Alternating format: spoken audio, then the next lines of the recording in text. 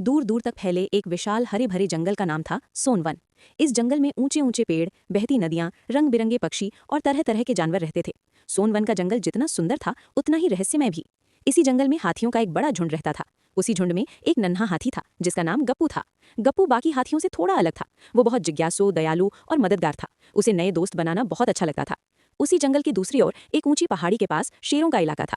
वहां शेरनी के साथ उसका छोटा सा बच्चा रहता था। उसका नाम था वीरू। वीरू अभी बहुत छोटा था, लेकिन उसकी आंखों में साहस और मन में बहुत सारे सवाल भरे रहते थे। पहली मुलाकात। एक दिन गप्पू अपनी माँ से थोड़ा दूर जंगल देखने निकल गया। चलते चलते वो एक सुंदर झील के पास पहुंचा। वहीं दूसरी ओर वीरू खेलते खेलते अपनी माँ से बिछुड़ गया था। दोनों एक दूसरे को देखकर डर गए। गप्पू ने सोचा, ये तो शेर है, कहीं मुझे खा न जाए। वीरू ने सोचा, ये तो बहुत बड़ा हाथी है, कहीं मुझे कुचल न दे। दोनों कुछ देर तक चुपचाप एक दूसरे को देखते रहे। तभी वीरू के पेट से आवाज आई, उसे भूख लगी थी। गप्पू मुस्कुराया और पास के पेड़ से कुछ फल तोड़कर वीरू की ओर बढ़ा दिए। वीरू हैरान रह गया। उसने डरते डरते फल खाए और बोला, तुम बुरे नहीं हो। गप्पू खुशी से बोला, और तुम भी नहीं।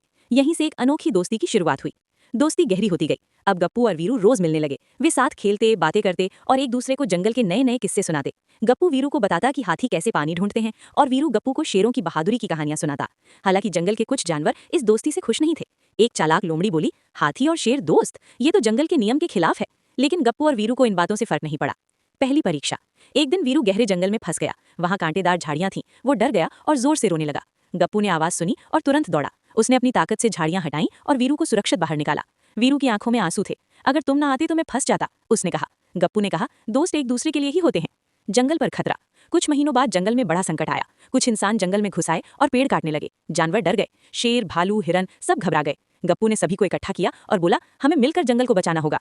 वीरू ने हिम्मत दिखाई और कहा, मैं शेरों को साथ लाऊंगा।